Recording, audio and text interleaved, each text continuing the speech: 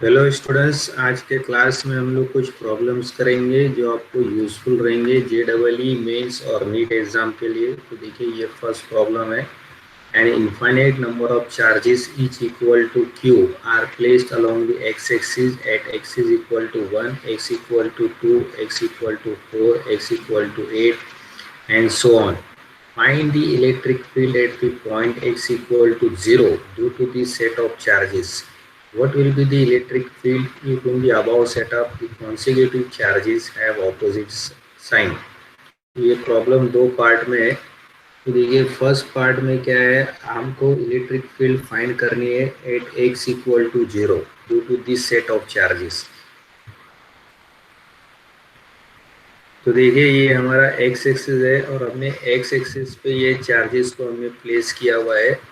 तो यहाँ पर देखिए, ये ओरिजिन में हमको इलेक्ट्रिक फील्ड निकालनी है। तो ये हमारी ओरिजिन है एट एक्स इक्वल टू 0। तो यहाँ पर हमको इलेक्ट्रिक फील्ड निकालनी है। यहाँ पर हमने चार्ज को प्लेस कर रखा हुआ है। ये डिस्टेंस हमारी 1 है और एक चार्ज हमने प्लेस कर रखा हुआ है और इस प्रॉब्लम के अंदर उसकी डिस्टेंस दी हुई है 2 है, 4 है, 8 है। तो इस तरह से अलग अलग डिस्टेंस पर रखी हुई है। ये डिस्टेंस हमारा 2 है, या देखिए ये डिस्टेंस हमारा 4 है और ये देखिए ये डिस्टेंस हमारा 8 है। तो इस तरह से अलग अलग डिस्टेंस पे हमने चार्जेस रखा हुआ है और हमको फाइन चार्जेस रखे हुए हैं। इसके वजह से यहाँ पर इलेक्ट्रिक फील्ड कितना आएगा वो हमको निकालना है। तो चार्जेस रखे हुए Q at 1, Q at 2, Q at 4 and Q at 8। तो देखिए, यहाँ पे जो इलेक्ट्रिक फील्ड सेटअप होने वाला है, अगर आप ये एक चार्ज लेते हो दैट इज पॉजिटिव एट 1, तो इसकी इलेक्ट्रिक फील्ड जो रहेगी ये आउटवर्ड रहेगी, क्योंकि इलेक्ट्रिक फील्ड निकालने के लिए आपको यहाँ पर +1 कॉलम रखना पड़ेगा। ये 1+1 कॉलम में रखेंगे तो इस पर जो फोर्स लगेगा ये डायरेक्शन में रहेगा। तो ये इस तरह से क्यू के वजह से जो यहाँ पर जो फोर्स लगेगा ये बाहर की तरफ रहेगा। देखिए, ये E1 रहेगा। तो ये क्यू, इसके वजह से जो फोर्स लगेगा ये भी बाहर की तरफ रहेगा, लेकिन ये कम रहेगा क्योंकि ये थोड़ा चार्ज दूर है। फिर इसके वजह से जो फोर्स लगेगा, क्योंकि ये भी कम रहेगा क्योंकि ये दूर है, क्योंकि ये डिस्टेंस एट 4 है, चार्ज की वैल्यू सेम है। तो इस तरह से ये जो फोर्सेस लगेंगे, जैसे जैसे हम आगे बढ़ेंगे सभी एक ही डायरेक्शन में रहेंगे, लेकिन सबके फोर्स की वैल्यू कम कम होती जाएगी। तो फोर्स लगेगा, electric field means flows acting on +1। तो ये जो सिस्टम ऑफ चार्जेस के वजह से जो फोर्स लगेगा ये सभी एक ही डायरेक्शन में रहेगी, लेकिन यहाँ इसके वजह से जो फोर्स लगेगा वो ज़्यादा लगेगा, इसके वजह से कम लगेगा, इसकी वजह से कम लगेगा, कम लगेगा, लेकिन सभी एक ही तरफ रहेगा। तो अगर हम नेट इलेक्ट्रिक फील्ड निकालेंगे तो हमको ये सभी इलेक्ट्रिक फील्ड हमको ऐड करने पड़ेगी। देखिए, E1, E2, E3 so on हमको ऐड करना पड़ेगा। अगर हम E1 निकालते हैं तो देखिए ये K रहेगा कांस्टेंट, तो ये K सभी के लिए कॉमन रहेगा और Q भी सभी, देखिए Q भी सभी के लिए कॉमन रहेगा। तो हम Q को बाहर निकाल देंगे और ये फोर्स नेगेटिव साइड में, इसके लिए मैंने यहाँ पर माइनस साइन रखा हुआ है। और ये डिस्टेंस कितना है, यहाँ पर 1 है, तो 1/1²। फिर देखिए ये +1 ये 2² रहेगा, +1 ये 4² रहेगा, +1 ये 8² रहेगा और ऐसे इसको आगे करते जाएंगे। ठीक है, तो अभी देखिए ये फोर्स सभी तरफ नेगेटिव रहेगा, तो नेगेटिव साइन को हमने कॉमन रखा हुआ है। Q भी सभी चार्जेस के लिए कॉमन रहेगा, तो सबको बाहर निकाला हुआ है। अब हमको क्या करना है, ये जो ब्रैकेट के अंदर टर्म है इसको हमको ऐड करना है। तो ये देखिए, इसको जब हम ऐड करने जाएंगे तो ये एक ज्योमेट्रिक प्रोग्रेशन है, क्योंकि इसका रेशियो अगर आप निकालने जाएंगे तो देखिए ये 1/16 और 1/4 है, डिवाइड बाय 1/4 है। तो ये आप रेशियो निकालने जाओगे तो ये 1/4 आ जाएगा। तो ये रेशियो देखिए इसका 1/4 आ जाएगा, राइट। तो हम लोग इसका जो सम निकालने जाएंगे, ये देखिए ये फर्स्ट टर्म है अपॉन 1 माइनस आर, मतलब 1 माइनस 1/4, क्योंकि सम ऑफ इनफाइनाइट टर्म जब आप लेने जाओगे ये बनेगा a अपॉन 1 माइनस आर। तो हमने रेशियो निकाला है और हमको ब्रैकेट डिनोमिनेटर में लेना है 1 माइनस आर। तो आप देखिए जब इसका हम लोग वैल्यू निकालने जाएंगे इलेक्ट्रिक फील्ड। तो देखिए जब हम नेट इलेक्ट्रिक फील्ड निकालने जाएंगे तो E will be equal to minus Q into K upon bracket 1 - 4 - 1 आपका ये 3/4 आ जाएगा यहाँ पर, और ये रहेगा आपका इलेक्ट्रिक फील्ड जो रहेगा आपका ये यहाँ पर जो रहेगा -1/4πε0 स्मॉल क्यू मल्टीप्लाई बाय 4/3। तो 4 आपका कट जाएगा।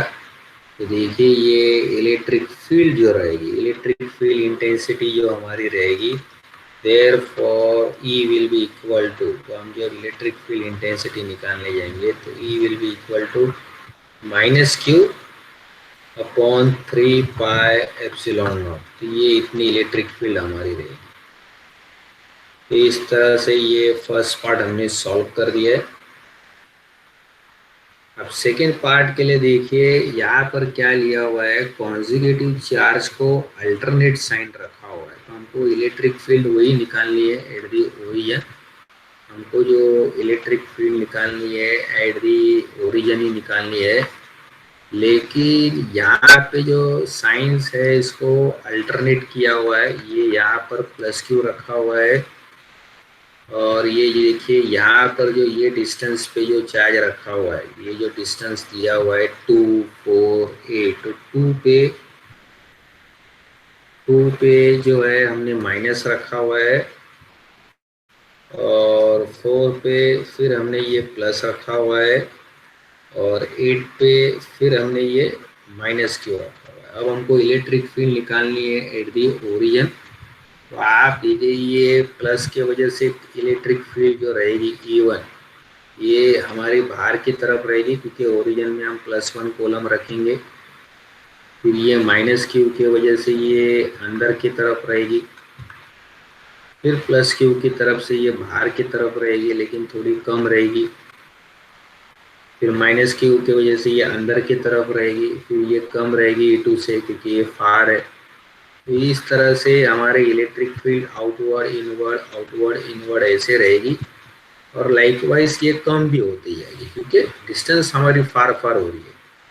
तो अगर हम नेट इलेक्ट्रिक फील्ड निकालने जाएंगे ई, तो हमको सभी इलेक्ट्रिक फील्ड्स को ऐड करना पड़ेगा, E1 plus E2 plus E3 plus E4 and so on हमको ऐड करना पड़ेगा। तो हम अभी नेट इलेक्ट्रिक फील्ड निकालेंगे।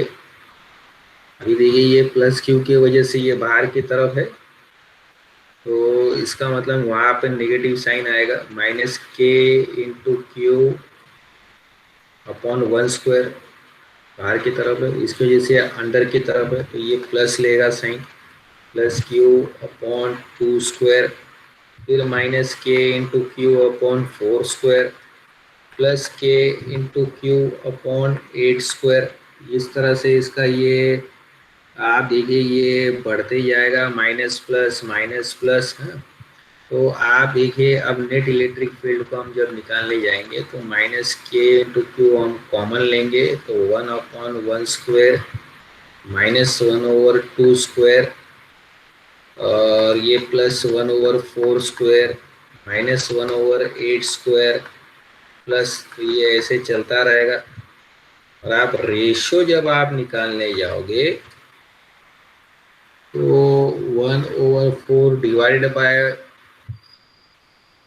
1/1, इसका रेशो जब आप निकालने जाओगे तो ये आएगा -1/4।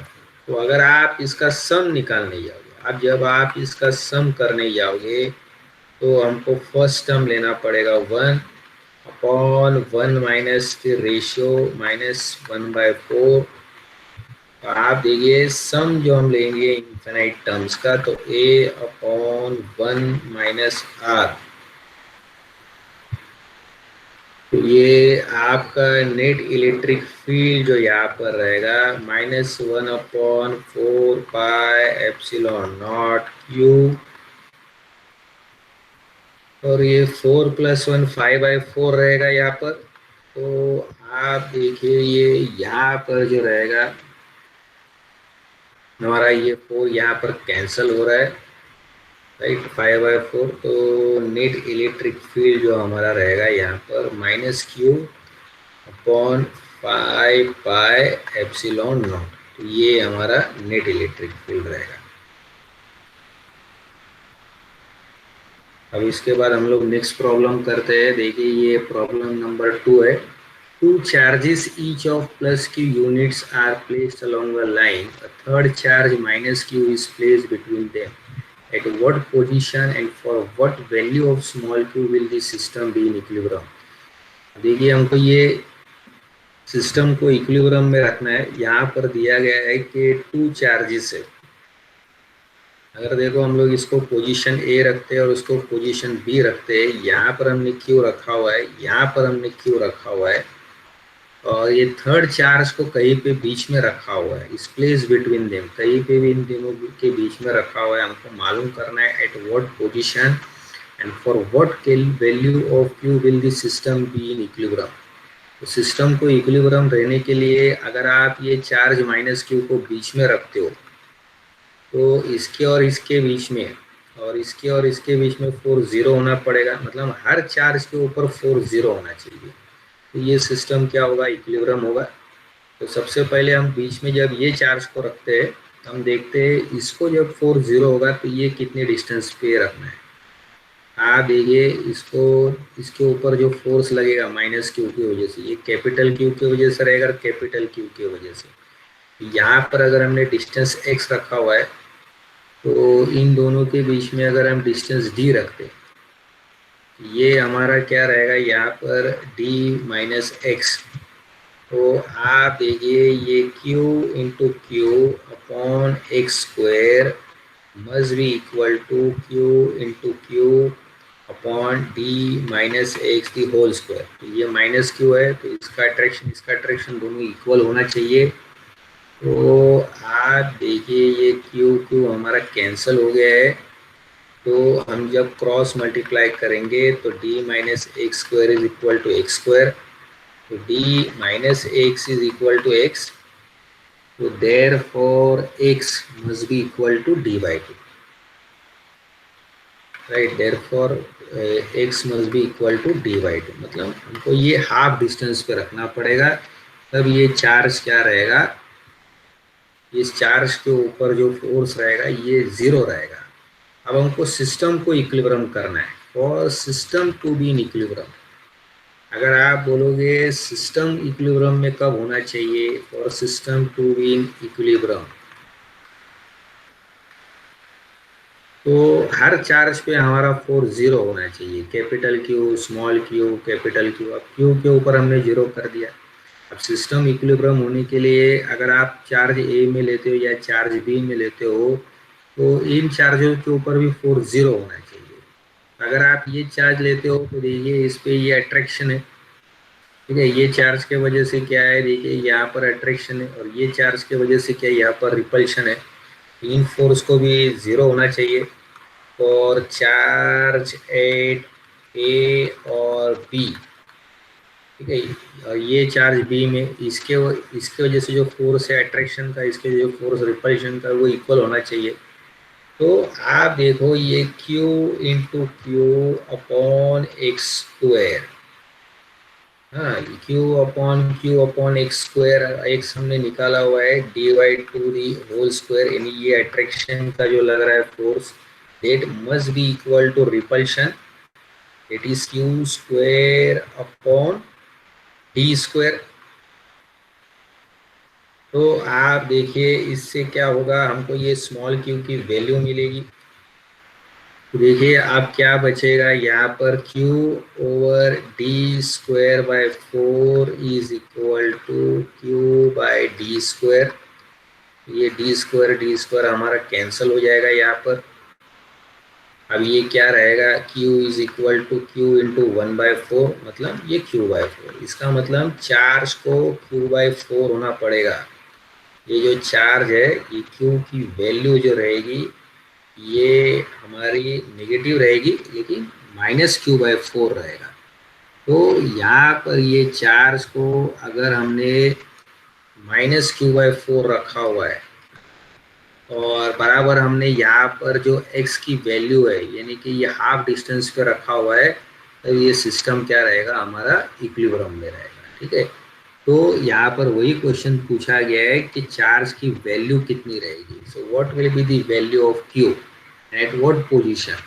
That means our q will be at equal to -q/4। Charge हमारा नेगेटिव रहना चाहिए, तो देयर फॉर q की वैल्यू क्या होनी चाहिए, -q/4 and at centre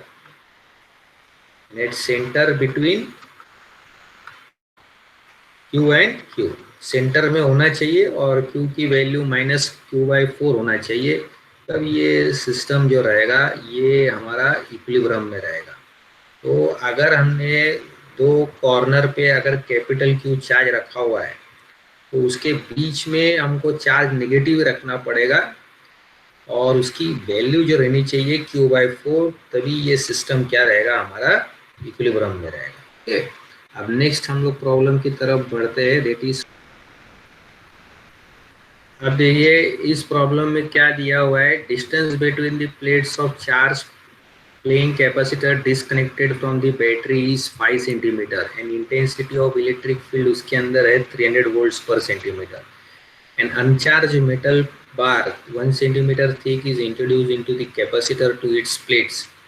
Determine the potential difference between the plates of the capacitor before and after the bar is introduced. तो हमको potential difference निकालना है पहले और बाद में, जब हम बार डालेंगे और बार डालने के पहले हमको ये पोटेंशियल डिफरेंस निकालना है। अब देखिए दोनों, यहाँ पर इस प्लेट को +4 दिया हुआ है, इस प्लेट को -4 दिया हुआ है और इनके बीच में इलेक्ट्रिक फील्ड है। तो ये इलेक्ट्रिक फील्ड हमको यहाँ पर दी गई है और यहाँ पर देखिए ये इलेक्ट्रिक फील्ड की वैल्यू हमको दी गई है 300 वोल्ट्स पर सेंटीमीटर। ठीक है, और डी दिया हुआ है दैट इज 5 सेंटीमीटर। तो डी हमको दिया गया है that is 5 centimetre. Electric field की वैल्यू भी हमको दी गई है, यूनिफॉर्म है, कहीं पे भी इलेक्ट्रिक फील्ड की वैल्यू देखिए, यहाँ पर दोनों प्लेट के बीच में इसकी वैल्यू भी दी गई है 300 वोल्ट्स पर सेंटीमीटर। तो ये 300 वोल्ट्स पर सेंटीमीटर हमको दिया गया है। तो हम आंसर लिखेंगे that is electric field is equal to potential difference upon D. तो प्लेट डालने के पहले इसके बीच में जब हम मटेरियल डालेंगे तब हमारा पोटेंशियल डिफरेंस देखिए क्या रहेगा, E इंटू डी। तो ये E हमको दिया गया है 300 वोल्ट्स पर सेंटीमीटर, डी हमको दिया गया है 5 सेंटीमीटर, तो ये 1500 वोल्ट्स है। ठीक है, 1000 ये 500 वोल्ट है। अब क्या होगा, अब हमको कोई मटेरियल अंदर डालेंगे, तो जब हम कोई मटेरियल अंदर डालेंगे तो इससे क्या होगा, ये देखिए अगर आपने यहाँ पर एक डाइलेक्ट्रिक डाला हुआ, एग्जांपल देखिए अगर आपने यहाँ पर एक डाइलेक्ट्रिक डाला हुआ है तो क्या होगा, इसके अंदर इलेक्ट्रिक फील्ड अलग हो जाएगी। ठीक है, तो बाहर जो देखिए ये बाहर इलेक्ट्रिक फील्ड हमारी अलग है, अंदर अलग है। तो हम ऐसा लिख सकते हैं कि potential difference will be outside जो इलेक्ट्रिक फील्ड है इंटू डी माइनस टी, क्योंकि इसकी जो प्लेट हमने डाला हुआ है उसकी थिकनेस टी है और हम लोग एज्यूम करते हैं कि इसकी डाइलेक्ट्रिक कांस्टेंट के, तो पोटेंशियल डिफरेंस जो रहेगा E0 into D minus T, क्योंकि दोनों प्लेट के बीच में डी है, प्लस अंदर जो मटेरियल के अंदर यानी ये स्लैब के अंदर इलेक्ट्रिक फील्ड रहेगा इंटू टी। अब ये स्लैब के अंदर इलेक्ट्रिक फील्ड जो रहेगा ये हमारा रहेगा +E0 आउटसाइड डिवाइड बाय के, क्योंकि के फील्ड को कम कर रहा है।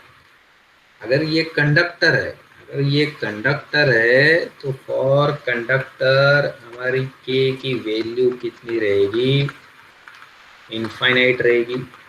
इसकी वजह से ये सेकेंड टर्म चला गया। तो अब हमारा पोटेंशियल डिफरेंस जो रहेगा देखिए 300 volts divide by C centimeter, 5 minus, अभी ये 1 है, शायद जो प्लेट की थिकनेस दी हुई है मेटल प्लेट, उसकी यहाँ पर थिकनेस दी गई है आपको 1 सेंटीमीटर।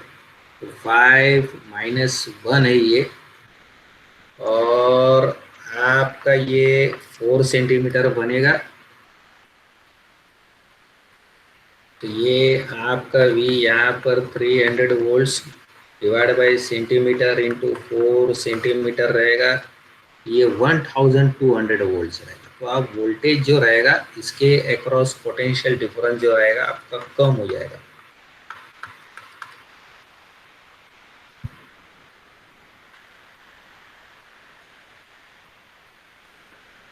तो आप देखिए ये दोनों प्लेट के अक्रॉस जो पोटेंशियल डिफरेंस रहेगा ये 1200 रहेगा। तो स्लैब डालने के पहले इसके बीच में पोटेंशियल डिफरेंस देखिए फ्रेंड्स, ये यहाँ पर 1500 वोल्ट रहेगा। और जब आप ये स्लैब डालोगे तो ये पोटेंशियल डिफरेंस देखिए ऑटोमेटिकली ये रिड्यूस हो गया है, 1200 वोल्ट हो गया। तो इस तरह से स्लैब डालने के बाद ये पोटेंशियल डिफरेंस आपका कम हो गया। अब देखिए नेक्स्ट प्रॉब्लम की तरफ आते हैं। Capacitor of 3 microfarad is charge to a potential difference of 300 volt and a capacitor of 2 microfarad is charged to 200 volt. Both the charged capacitor are connected in parallel by their like poles. What potential difference will be set up on the plates of the capacitor after connection? इस problem के अंदर देखिए friends हमको क्या दिया गया है, एक कैपेसिटर को आप चार्ज कर रहे हो बैटरी से। देखिए यहाँ पर ये C1 है, इसको आपने चार्ज कर रखा हुआ है एक बैटरी से। दूसरी कैपेसिटर है, इसको भी आपने चार्ज कर रखा हुआ है एक बैटरी से। अब दोनों कैपेसिटर को हम क्या कर रहे हैं, इस तरह से हम इसको ज्वाइंट कर रहे हैं ताकि इसके लाइक पोल जो रहे वो कनेक्टेड रहे। ये देखिए प्लस प्लस को कनेक्टेड रहे और माइनस माइनस को कनेक्टेड रहे। दोनों इसके लाइक पोल्स कनेक्टेड होने चाहिए। और हम निकालना चाहते हैं कि इसका कॉमन पोटेंशियल क्या रहेगा, V। ये C1 है, ये C2 है। तो देखिए ये पहले कैपेसिटर को हमने चार्ज किया, दूसरे कैपेसिटर को हमने चार्ज किया। अब इन कैपेसिटर को इस तरह लगाया जा रहा है कि प्लस प्लस साथ में है, माइनस माइनस साथ में है, तो लाइक पोल साथ में ही इसके कनेक्टेड है। अब इन दोनों कैपेसिटर के अक्रॉस हमको कॉमन वोल्टेज निकालना है।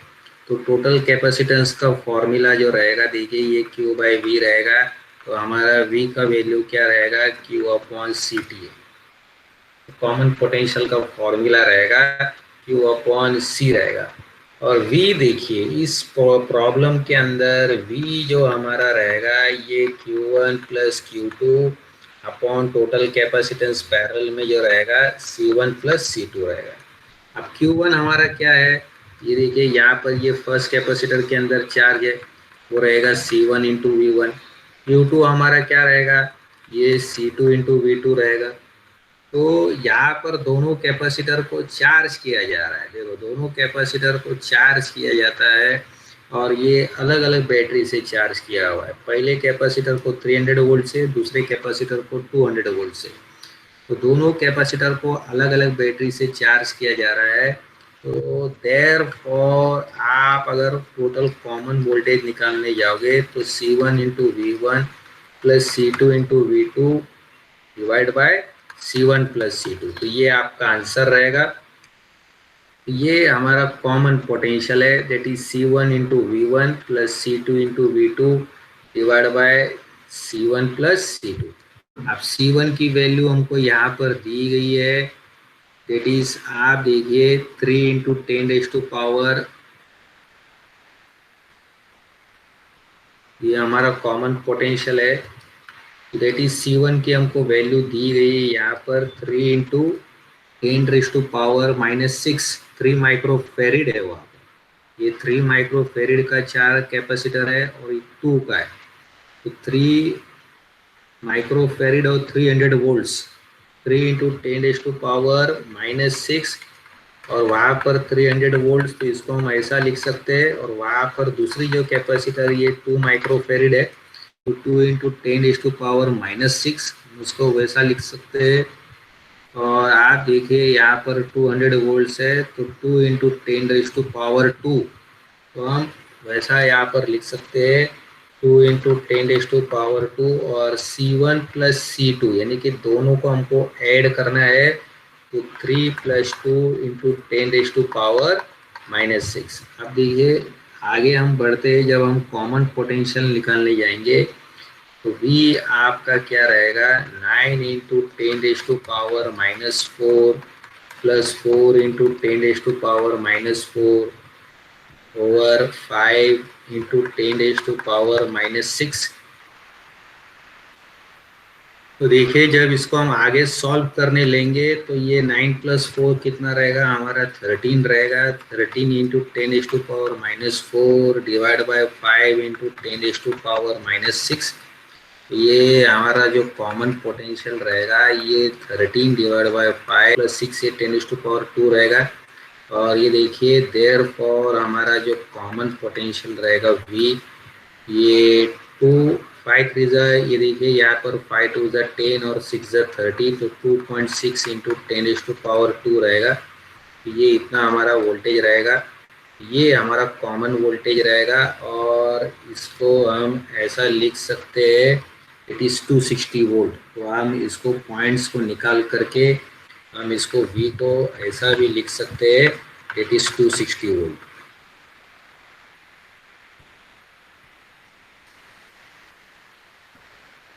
अब हम नेक्स्ट प्रॉब्लम की तरफ बढ़ते हैं। अब देखिए इस प्रॉब्लम में अंदर क्या दिया हुआ है कि after charging the capacitor in the previous problem their plates are charge with unlike charges are connected, what quantity of electricity will be transferred during connection and from what capacitor will this take place। तो यहाँ पर आपने दो capacitor तो ये दिया हुआ है फर्स्ट प्रॉब्लम के अंदर, जो आपने चार्ज किया हुआ है ये C1 की देखो ये वैल्यू यहाँ पर दी गई है 3 माइक्रोफेरिड, और इसके अक्रॉस वोल्टेज जो आएगा ये 300 वोल्ट है। दूसरे कैपेसिटर को भी आपने चार्ज करके रखा हुआ है बैटरी से, और इसकी भी वैल्यू देखो यहाँ पर 2 माइक्रोफेरिड है, और इसके अक्रॉस वोल्टेज है ये 200 वोल्ट है। अब इन कैपेसिटर्स को इस तरह से लगाया जा रहा है कि उनके अनलाइक चार्जेस जो है ये कनेक्टेड है, अनलाइक चार्जेस आपके कनेक्टेड है। तो इसका मतलब आप सिस्टम के अंदर जो नेट चार्ज आने वाला है वो देखिए आपका Q1 - Q2 है। तो इसकी कॉमन पोटेंशियल हम जानते हैं, कॉमन पोटेंशियल देखिए अब ये क्या रहेगा, C की जो वैल्यू है टोटल कैपेसिटेंस की वैल्यू है दैट इज Q/V। तो कॉमन पोटेंशियल जो रहेगा ये Q/C रहेगा, दैट इज C1 + C2 रहेगा। Q हमारा क्या रहेगा यहाँ पर Q1 - Q2 over C1 + C2 रहेगा। तो कॉमन पोटेंशियल जो रहेगा यहाँ पर हमारा कॉमन पोटेंशियल जो रहेगा ये देखिए ये C1 × V1 - C2 × V2 over C1 + C2। अब क्या होगा कि चार्ज हमारा फ्लो होगा, तो चार्ज अगर हमारा फ्लो हो रहा है तो ये फ्लो होगा from higher potential to lower potential, ठीक है। तो ये देखिए इसमें पूछा गया है कि what quantity of electricity will be transfer during connection and from what capacitor will this take place. तो चार्ज जो हमारा फ्लो होगा वो फ्लो होगा from higher potential to lower potential, मतलब इसका मतलब चार्ज जो फ्लो रहेगा वो कैपेसिटेंस C1 से लेके C2 में फ्लो होगा। तो कितना चार्ज आपका फ्लो होगा, क्योंकि आप जानते हो जो नेट फिर से जो चार्ज रहेगा जब आप ये कॉमन पोटेंशियल में लगाओगे तब ये देखिए ये जो चार्ज रहेगा हमारे कैपेसिटर C1 में, जब हम इस तरह का अरेंजमेंट लगाएंगे तब इसके अंदर जो चार्ज रहेगा Q1 में वो देखिए आपका रहेगा C1 × V, यानी ये रहेगा। और पहले जो इसके अंदर चार्ज था वो क्या था, ये C1 × V1। तो इसका मतलब चार्ज जो फ्लो होगा वो आपका क्या रहेगा Q1 - Q1 डैश। Q1 हमारा ज़्यादा है as compare to Q1 prime. तो हम लोग यहाँ पर जो नेट चार्ज ट्रांसफर रहेंगे ये लेंगे Q1 that is C1 × V1 - C1 × V। तो आप देखिए V की वैल्यू हमारे पास यहाँ पर है that is C1 into V1 minus C1 into V, common voltage जो हमारे पास आया हुआ है C1 into V1 minus C2 into V2 divide by C1 plus C2।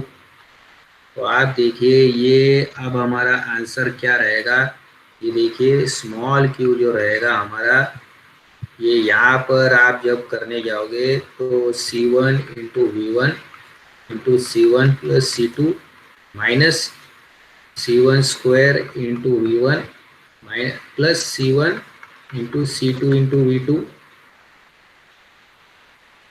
यहाँ पर नीचे आ रहा है C1 प्लस C2। ये जब कैलकुलेशंस जब हम ये कैलकुलेशंस करने जा रहे हैं तो ये बहुत ही सिंपल है, that is C1 square into V1 plus C1 into C2 into V1 minus C1 square into V1 plus C1 into C2 into V2 divided by C1 plus C2। ये हमारा कैंसिल हो गया यहाँ पर, तो ये हमारा यहाँ पर रहेगा नेट चार्ज जो हमारा ट्रांसफ़र रहेगा, जो चार्ज ट्रांसफ़र होगा फ्रॉम C1 टू C2, ये हमारा रहेगा यहाँ पर C1 C2 हम कॉमन ले सकते हैं, V1 plus V2 divided by C1 plus C2। तो C1 हमारा यहाँ पर है 3 माइक्रोफेरिड, V1 हमारा यहाँ पर है 300 वोल्ट्स, C2 हमारा यहाँ पर है 2 माइक्रोफेरिड, V2 हमारा यहाँ पर है दैट इज 200 वोल्ट्स, राइट। तो C1 तो ये हमारा Q जो यहाँ पर रहेगा, ये देखिए C1 इंटू C2 मतलब 3 into 10 raise to power minus 6 into 2 into 10 raise to power minus 6 into V1 plus V2 मतलब 300 plus 200 divided by 3 into 10 raised to power minus 6 plus 2 into 10 raised to power minus 6।